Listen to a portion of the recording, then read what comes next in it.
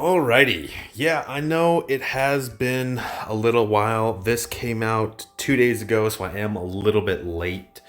But I did want to release this video.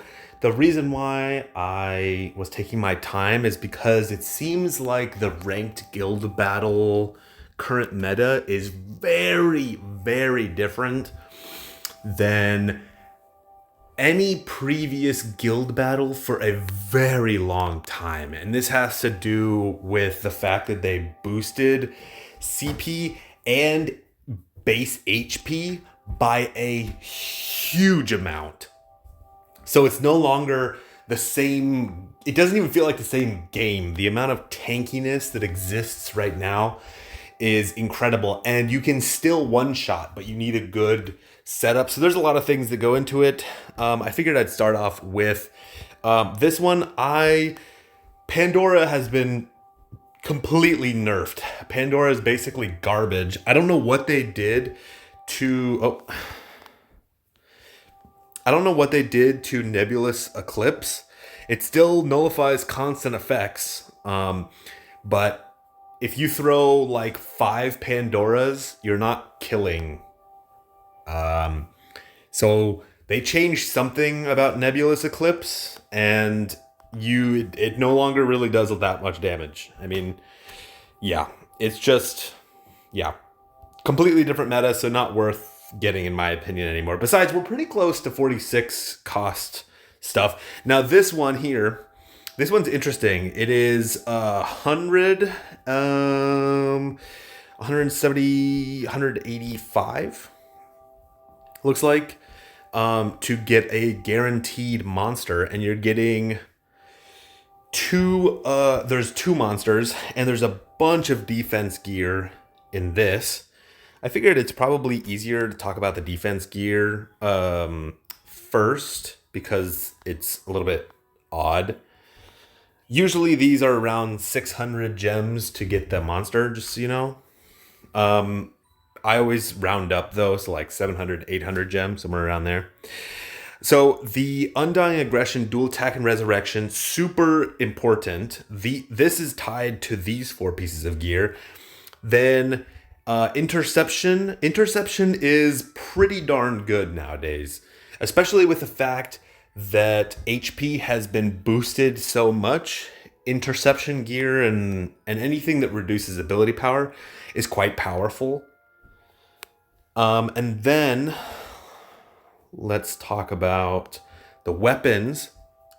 Noble proc on these, they stack to 3, but they stack with the weapon type, so they're not super flexible.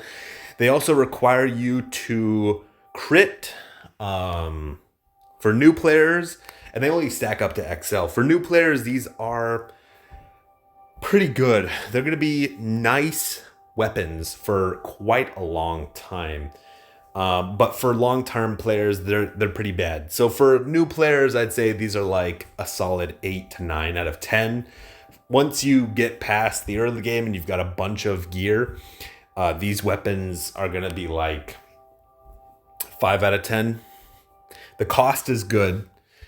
You could get higher, but you're missing other things like ability power or success value up when using abilities, and even the max damage that you can do on this is pretty low. You can get other things at like 7XL plus, or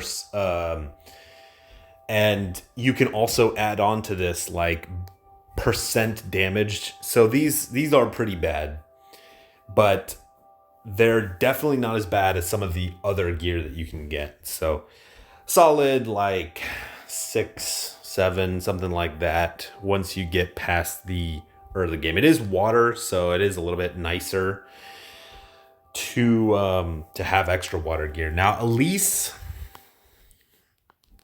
she is water.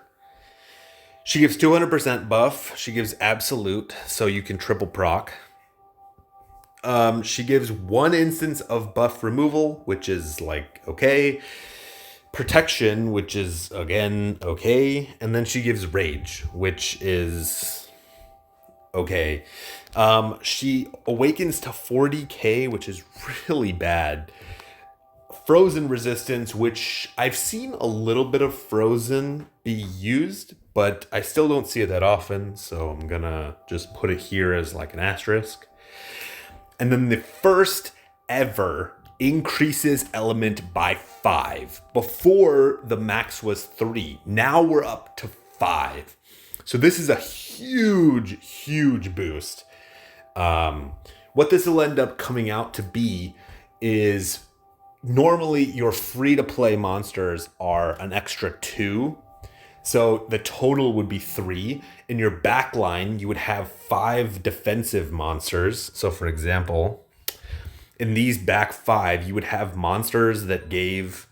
here, let me just see if I can open up a proper set. So in these back 5, back here, you get monsters that give water element, or whatever element it is. And it stacks up to 3 in this case for the free-to-play stuff. Now, when you're paying to play, some monsters give like an extra 3, so you could get 4. Now, you can get all the way up to 5, plus the 1 that it automatically comes with, goes up to 6. So essentially, we're moving from 3 to 6. That is a massive jump. And across 5 monsters, you're going to be looking at 15 natural element compared to your otherwise free-to-play monsters. And this comes out to be about 150% additional stats. So that is huge for PvE.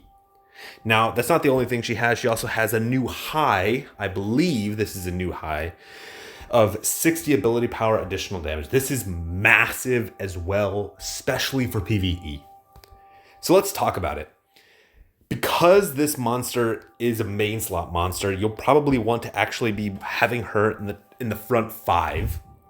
She doesn't give any uni defense, so that's a consideration. She gives 200% buff, which is quite unique, I believe, for water, and triple proc, which is also pretty unique, but she doesn't do anything else. As far as PvE is concerned, actually throwing the monster is close to like a 5 or a 6 out of 10. She doesn't apply field, she doesn't apply crest, she doesn't uni boost teammates, she doesn't apply any ability power boosts. She doesn't really do anything besides 200% buff and crit. And her bubble isn't the best bubble either. It's not that great of a bubble. But actually having the monster, I would say for PvE specifically, boosts her up to something closer to something closer to an 8 or a 9. If you're using her for a backline 5 monster, specifically for her element advantage, I would say she's probably a 9 out of 10. The reason why I'm hesitant to give her a 10 out of 10 is because her stats are really low. As we move into 46 cost, this will get boosted, and it will probably match the orc gear that we've seen, which goes all the way up to 60k, which is an extra 20k. 20k across 10 monsters is 200k in total gear score. That is significant. So it's worth pointing out. I would say she's still a 9, arguably a 10 out of 10 for backline 5 monsters. Overall for PvE, I'd leave her at like an 8 out of 10. She is very, very good at increasing your element and your damage with the main slot monster plus the 5. With that being said, they'll probably release more monsters like this, and I do want to point out she's not the greatest to actually throw. She's not bad to throw either, though. So just keep that in mind. Now, for things like PvP, you're basically only using this monster because of the ability power boost. That's the only reason that you would use her. You're not throwing her because she doesn't give any penetration, and she doesn't uni boost your team. For guild battles, you could argue that you could use her in stuff like Clash. She does pretty good damage. 900 ability power is good. No penetration is worth pointing out, and also only hits 4 times.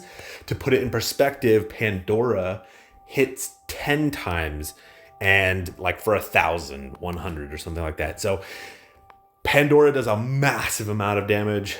Elize is going to do pretty good damage, but not nearly to the point of being able to consistently kill people, especially with the massive amount of damage required to actually kill people nowadays, especially with all of the extra HP. There is no cap on HP as of right now, and it is noticeable. So things to point out. For first round guild battle, 0 out of 10, never use. For like an actual clash and guild battle, pretty bad as well. Now, I would say, like 4 out of 10.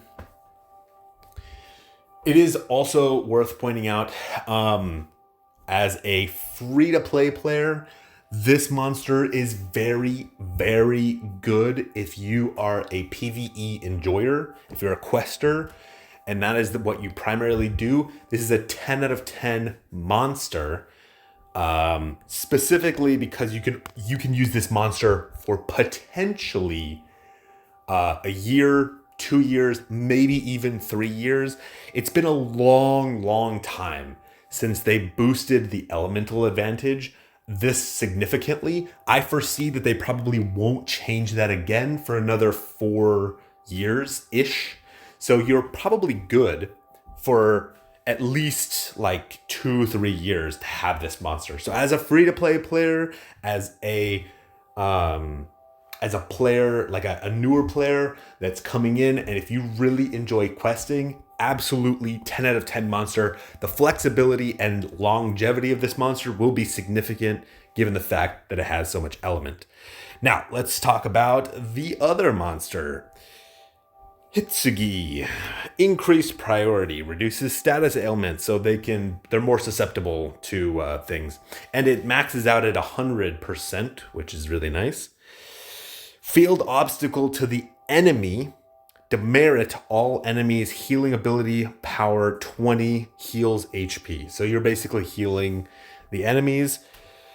Applies a debuff removal resistance on the enemies or Kismet. Kismet swaps the buff. So for example, if you are 200% buff, then you'd be swapped to negative 80 buff. So just some things to keep in mind there. All enemies applies a new debuff called Ineptitude, which decreases the maximum number of attack skills from 2 to 1. That is huge. Not being able to triple proc or double proc and just being left to a single proc, especially in guild battles, is massive. All allies recovers 100% cost. Very good for first round stuff. Readout, it's fine. It's a bubble, and it helps protect you, especially for first round. It can be nice, so you don't get hit with anything. And then Guilty Eclipse. This is the part that I am on the fence about. So nullifies applied buff effects. My understanding currently is that there are 2 different types of buffs. There's what's called normal buffs, which are just buffs, and then you have special buffs. And the difference is whether or not something like balancing can remove them. And so for the simplest terms, basically all of the normal buffs are the super old buffs. So for example, 200% buff, that would be a normal buff because the original was 80%. Things like ability power boosts are also normal buffs. Things like crit chance are normal buffs. So there are a significant amount of buffs that you probably could argue are part of this. Now, I'm not 100% sure how this works. There are some field effects and some other things that you can get, like blessing, which prevent things from being removed. So I'm not exactly sure how this works in conjunction with everything else. It's also unclear how well this works. For example, Nebulous Eclipse obviously got a huge nerf, and it's very, very noticeable. Whether or not this works as intended is kind of up in the air. I'm not sure. Block max HP increase effects. That is huge. I think the maximum HP I have obtained so far has been 120 million HP. So just noting that this is very significant. Having a very significant amount of HP blocking is good for killing the enemy. The reduced action speed doesn't do anything. Reduces HP recovery by 100%. Keep in mind, if you reduce enemy healing by 100%, they can still heal if they have passive effects that boost their healing percentage. So just keep that in mind. Just because you apply this field doesn't necessarily mean that they won't be able to heal. Now, what else do we have? We also have Dawn. Dawn is super valuable. Again, awakens to 40k. I don't know why this is the case. We just talked about how a 5-element monster would be super long, have a super long lifespan, be super useful, and then they drop a 3-element monster in the same group. It doesn't make any sense to me. My only thought is that they are trying to equalize the fire, water, wind element total with the light, dark, star stuff. And the reason, and time as well, right? Because light and dark both beat time. For example, in this case, star beats light and dark. So you can stack way higher elemental advantage against time, light, and dark because they have 2 negative debuffs. So my guess is that maybe they're just trying to equalize. I'm not sure exactly how this is going to work, but it's worth pointing out that it's significantly weaker. Abstraction, it used to be super useful. Nobody uses it anymore, and it's basically garbage. The main one is increases maximum cost by 50. Now, there are quite a few of these the newest abilities that are super expensive. They cost like 30 plus cost. So it is worth pointing out that an extra 50 cost would be super valuable. Now, I'm not sure if you can stack this with other things. For example, I know for a while there was a glitch that was happening where if you equipped something like this and you were playing a Morpher, which automatically has bonus cost that they can hold, that they weren't stacking.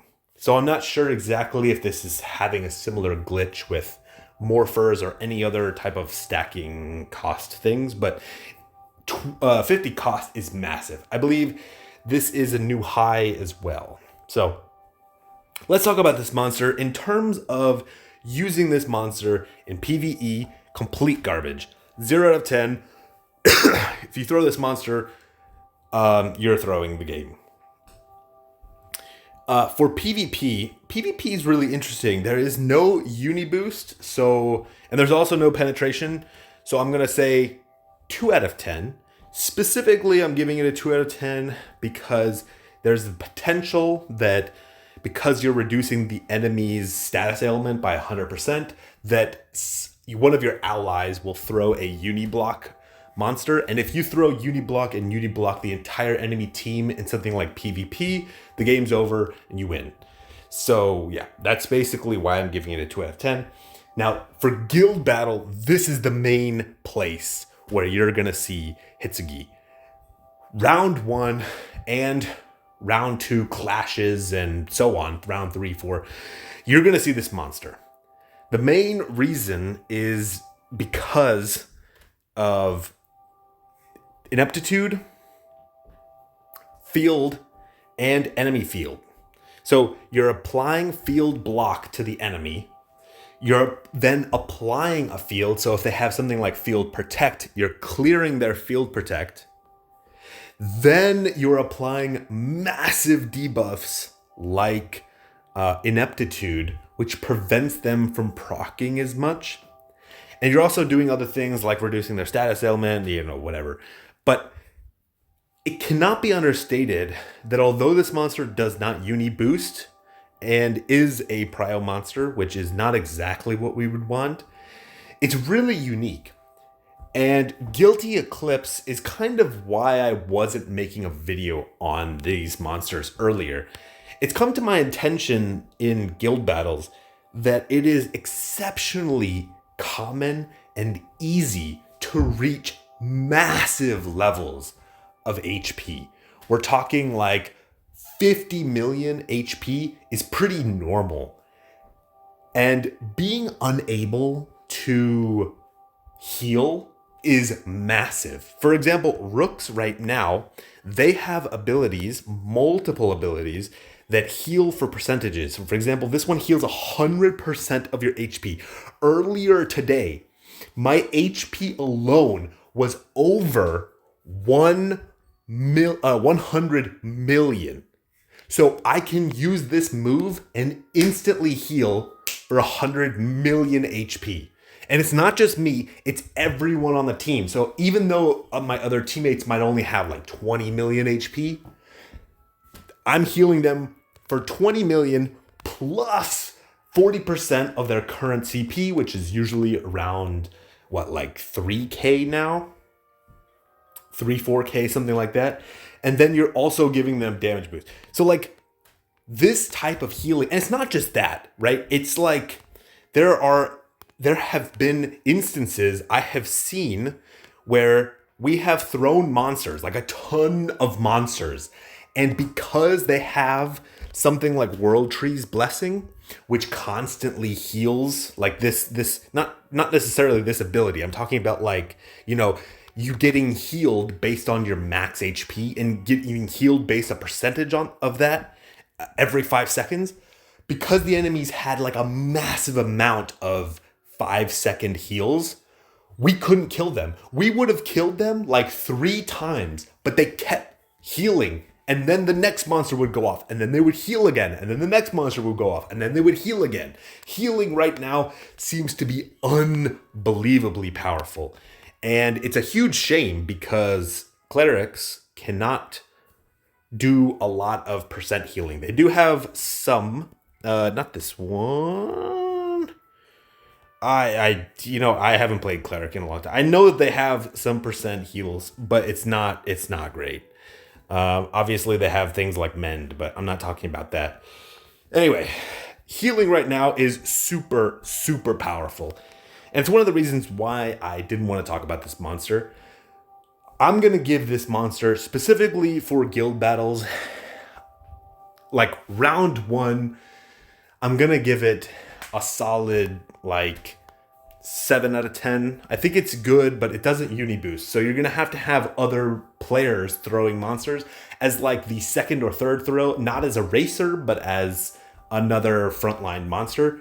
This could be a good monster to throw, especially since you can reduce their status ailment and then immediately hit them with uni lock. Things like rejection, frozen, scorching, slumber. These are all really, insanity, really, really powerful right now. So this monster can be good. Especially since it also sets up for a future turn. So even if you're not necessarily going to be able to go to class or go to crystal, setting up for the inability for the enemies to have a good field and have to throw double field monsters can be super valuable. Now, when it comes to second round clash, I think that this monster does fall a little bit short. The main reason is because we don't have healing, and we also, like, things like Dawn are good, but we also don't have things like 80% buff. We don't give ourselves a field. Things that'll allow or fortify, miracle, resurrection, iron wall, like these are all things that would be super useful, but this monster doesn't have it. And so for second round clash, I'm going to say this monster's probably like, a 5 out of 10. It's always going to go off because it's a prio monster, so it automatically has value. The value that it provides, though, I just don't think is enough to allow your team to survive, which is what you'd want from a second round clash. Now, you could argue that you could do something like a uni lock strat, but there are so many prio monsters that can apply things like blessings that makes it impossible to land something like Unilock that it's not a viable strategy. So yeah, I think I'll make a video. I need to redo the top 10 video for the ranking videos for Guild Battle specifically because it's been changed so much. But yeah, all right, cool. I'll catch you guys later.